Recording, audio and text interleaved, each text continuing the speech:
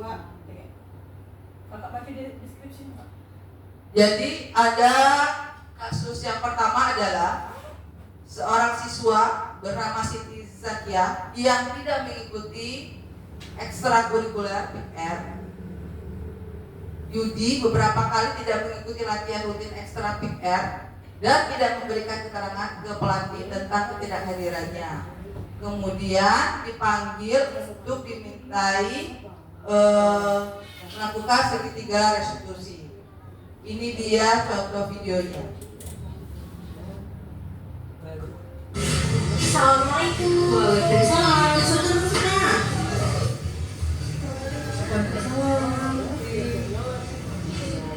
Ya, hari ini aku panggil ke ruangan BK. Hari ini Ibu dapat laporan dari kakak pelatih dari absensi. Dia itu dilarang untuk latihan weekend. Nah, kalau boleh Ibu tahu, ini kenapa ya? Ibu, kemarin itu dia buru-buru mau liburan sama keluarga dulu. Mengasihkan ya, bisa liburan dengan keluarganya. Ibu juga pengen nih liburan seperti Kia. Nah, tapi Ibu mau tanyakan di sini, kira-kira Kia tahu nggak sih apa yang salah dari yang Kia lakukan? Ya, itu dia tidak mengikuti SOP-nya dan tidak izin Dari pelatihnya ya. Nah, Kia dari Kevin Kuas yang sudah kita sepakati bersama di kelas, kira-kira apa sih perbuatan Kia yang tidak sesuai dengan keyakinan kelas kita? tidak mengikuti protokol kesehatan, dan tidak menghormati pelatih dan tidak izin ke pelatih. Oh, izin dengan pelatih ya kalau tidak ada kelatihan ya. Berarti Kia udah tahu ya tentang latihan kelas kita. Nah, kira-kira apa sih solusi dari Kia terhadap permasalahan yang dihadapi? Dia akan minta izin ke pelatih kalau dia Baik, kira-kira ada solusi yang lain? yang jelasnya saya akan lebih sering latihan rutin dan yang kedua saya akan pergi liburan saat tidak harus sekolah. Oke, baik, karena Kia udah tahu bagaimana cara solusi penyelesaian masalahnya. Jadi sekarang Kia boleh ke kelas melanjutkan pembelajaran. Baik Bu, izin pamit ya. Iya. Assalamualaikum. Waalaikumsalam. Assalamualaikum, saya Siti Zaskia Nuzana dari kelas 11 PKG. Menurut saya dan apa yang Ibu lakukan itu sangat benar. Dengan tidak memukul secara langsung itu tidak membuat saya trauma dan malu. Dengan itu saya bisa mengetahui kesalahan saya dan memperbaiki kesalahan itu. Terima kasih. Ini kasus kedua.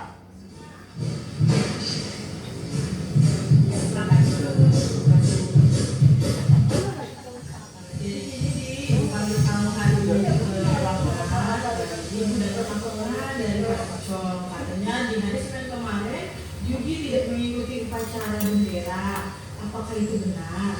Benar Bu, jadi di kemarin tidak mengikuti upacara bendera karena Ibu boleh tahu nih, kira-kira kenapa Yugi upacara bendera sini?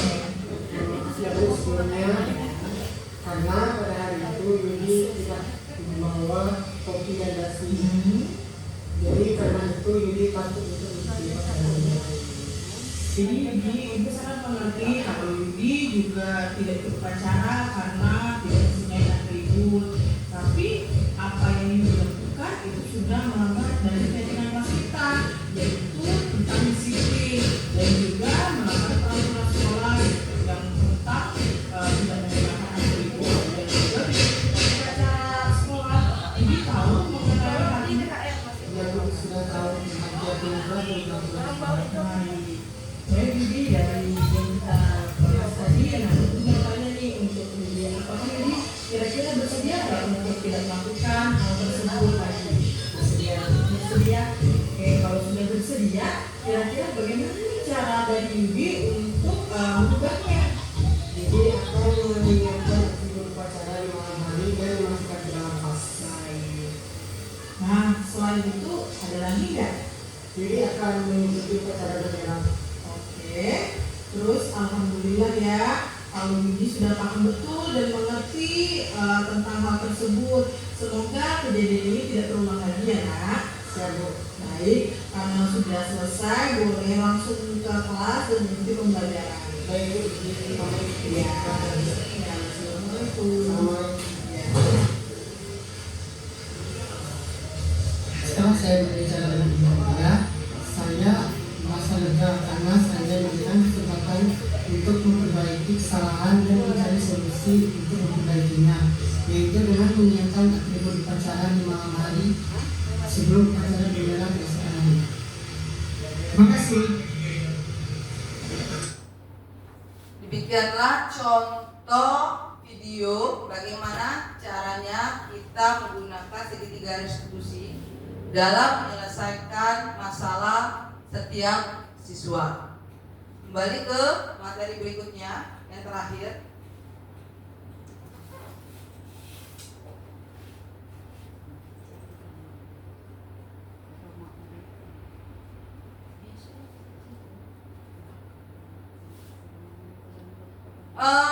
Mungkin ada yang mau ditanyakan oleh Bapak Ibu guru sekalian mengenai materi kita pada siang hari ini yang tadi.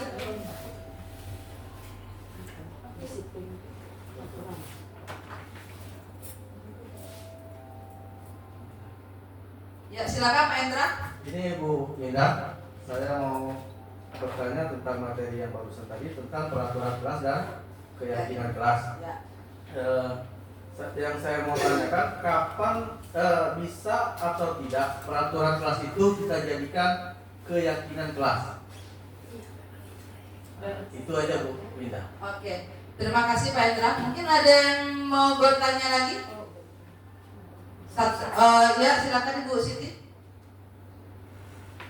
Baik, terima kasih kesempatan yang diberikan. Saya ingin bertanya bagaimana cara mengatasi masalah anak kalau tadi dalam dua pikiran itu anaknya kooperatif, jujur dia. Tapi kadang-kadang ada banyak anak kita ini atau beberapa lah, itu yang dia menjawabnya tidak jujur karena dia ingin menutupi dengan kesalahan-kesalahan dia. Gitu. Jadi gimana cara mengatasi anak yang seperti itu? Kalau ini tadi kan dia jujur sehingga dia bisa menemukan solusi terhadap dirinya sendiri. Oke. Terima kasih. Terima kasih Bu Siti. Yang pertama tadi saya akan mencoba menjawab dari pertanyaan Pak Endra. Bisa tidak peraturan kelas kita buat menjadi keyakinan kelas? Jawabannya bisa ya Pak. Jadi sebenarnya di sini dalam asimilasi budaya positif ini kita mencoba untuk merubah paradigma kita selama ini, yang mana guru sebagai penghukum dan lain sebagainya. Nah, sekarang ini peraturan kelas itu berupa ketegasan. Nah, tetapi kalau keyakinan kelas itu bagaimana caranya kita merangkul siswa, membuat dengan kalimat-kalimat positif sehingga siswa merasa sama-sama memiliki tanggung jawab. Itu bedanya antara peraturan kelas dan keyakinan kelas. Jadi memang seharusnya kita merubah paradigma yang selama ini kita buat peraturan kelas itu kita sebagai guru kita rubah menjadi keyakinan kelas, yang mana itu diyakini oleh siswa, bersama-sama kita merubah ke arah yang lebih positif. Gimana Pak Endra? Mungkin ada tambahan dari Bapak Ibu guru sekalian? Ya, silakan Bu Herti. Ya, kalau menurut saya yang dari Pak Hendra tadi, dia kan menanyakan bisa tidak peraturan kelas itu menjadi keyakinan kelas. Ya bisa, asal kalimatnya saja yang dirubah. Kalau peraturan tadi hanya searah, jadi anak itu merasa terhakimi, nah kita rubah tapi tujuannya sama, hanya bahasanya saja yang kita rubah, pengantarnya saja yang dirubah, tapi tujuannya sama sebenarnya. Itu aja. Terima kasih.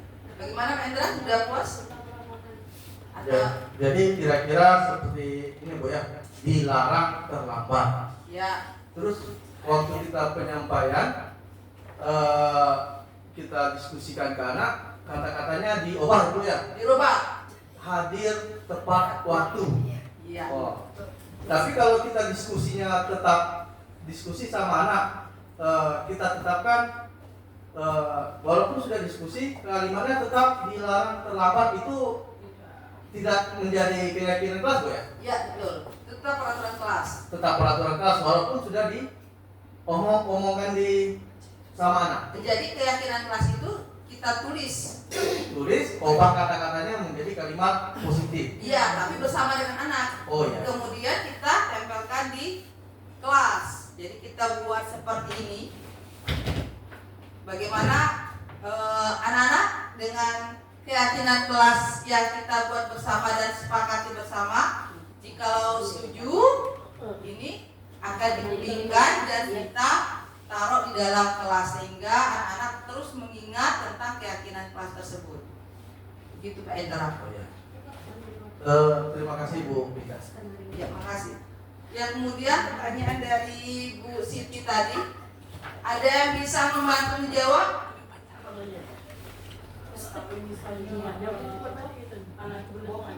Ya, kalau seandainya anak itu berbohong, tadi kan videonya. Ini jadi tadi kan video yang kemudian disampaikan. Jadi video yang disampaikan itu dan jadi dari video yang ditampilkan tadi kan memang anaknya kooperatif. Jadi yang ditanyakan itu gimana sih kita sebagai guru ketika dihadapkan dengan anak itu yang berbohong. Nah itu makanya kita gunakan segitiga restitusi mem. Dimana kita di sini kan ada tahap awal itu adalah menstabilkan identitas. Nah ketika seorang guru itu menyatakan ada pernyataan itu setiap orang pasti pernah melakukan kesalahan. Jadi kita berempati dengan anak tersebut. Jadi akhirnya anak itu akan menceritakan kebenarannya. Jadi ibu mengerti dengan yang kamu lakukan. Ibu juga sebagai manusia biasa juga pernah melakukan hal tersebut. Nah jadi kamu bukan satu-satunya yang pernah melakukan ini. Dengan kata-kata kita menstabilkan identitas, jadi anak-anak itu kan mulai, oh berarti ibu ini tidak akan menghakimi saya ketika saya berbicara jujur gitu. Dan baru nanti pada tahap selanjutnya baru kita validasi apa aja sih tindakan dari anak tersebut yang salah. Nah terakhir baru dilakukan tanyakan lagi keyakinan dia, kira-kira kesalahan apa yang dia lakukan itu yang tidak sesuai gitu. Kalau gitu dari saya. Bagaimana Bu Siti? Sudah puas? Jadi begini Bapak dan Ibu sekalian, sebenarnya apa yang kita lakukan selama ini, 5 posisi kontrol tersebut pernah kita lakukan. Sebagai penghukum kita pernah, membuat merasa bersalah juga pernah, sebagai teman pemantau maupun manajer sudah pernah kita lakukan. Dalam hal ini yang kita pelajari mengenai desimulasi budaya positif adalah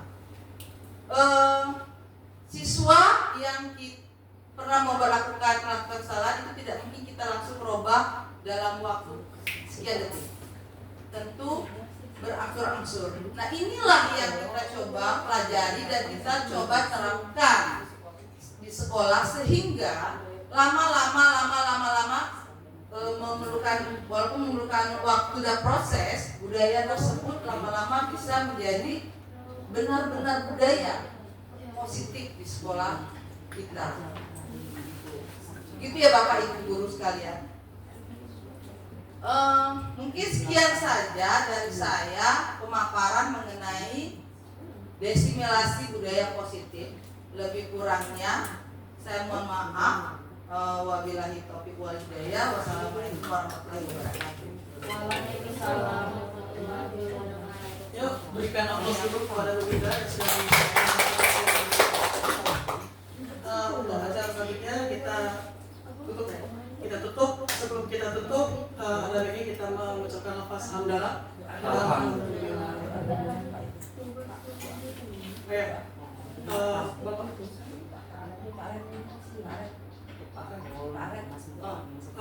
Untuk doanya bisa boleh Pak Aret dipersilakan.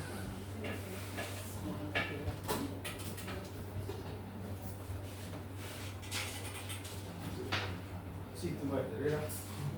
Situ aja. Saya aja kepala. Assalamualaikum warahmatullahi wabarakatuh. Waalaikumsalam warahmatullahi wabarakatuh. Baiklah, untuk menutup acara ini sama-sama kita berdoa. Untuk membuka doa ini sama-sama kita membaca istighfar. Astagfirullahaladzim, Astagfirullahaladzim, Astagfirullahaladzim. A'udzubillahi minasyaitonir rajim. Bismillahirrahmanirrahim. Alhamdulillahi rabbil alamin. Ar-Rahmanir Rahim. Maliki yaumiddin. Iyyaka na'budu wa iyyaka nasta'in. Ihdinas siratal mustaqim. Siratal ladzina an'amta 'alaihim ghairil maghdubi 'alaihim waladdallin. Amin. A'udzubillahi minasyaitonir rajim. Bismillahirrahmanirrahim. Alhamdulillahi rabbil alamin. Assalatu wassalamu ala asrafil anbiya'i wal mursalin wa ala alihi rasulillahi ajma'in walhamdulillahi rabbil alamin. Hamdan syakirin hamdan na'imin hamdan yuafi ni'amahu wa yukafi'u mazidah. Ya Rabbana lakal hamdu kama yanbaghi li jalal karim wa azimi sultanik. Allahumma sholli ala sayyidina Muhammad wa ala ali sayyidina Muhammad. Allahumma fir lana wa li walidina warhamhuma kama rabbayana shaghira. Wa lil jami'il mu'minina wal mu'minat wal muslimina wal muslimat al ahya'i minhum wal amwat. Innaka sami'un qaribun mujibud da'wat wa ya qadiyal hajat. Rabbana zalamna anfusana wa lam taghfir lana wa tarhamna lanakunanna minal khasirin. Rabbana la tuzigh qulubana ba'da idh hadaytana wa hab lana min ladunka rahmatan innaka antal wahhab. Rabbana hab lana min azwajina wa dhurriyyatina qurrata a'yun waj'alna lil muttaqina imama. Allahumma arinal haqqa haqqan warzuqna ittiba'ah wa arinal batila batila warzuqna ijtinabah. Rabbana atina fid dunya hasanah wa fil akhirati hasanah wa qina azabannar. Subhanaka rabbil izzati amma yasifun. Wassalamu alal mursalin walhamdulillahi rabbil alamin. Assalamualaikum warahmatullahi wabarakatuh. Terima kasih kepada Pak Ref sudah memimpin doa pada siang ini. Acara saya tutup. Terima kasih. Assalamualaikum warahmatullahi wabarakatuh.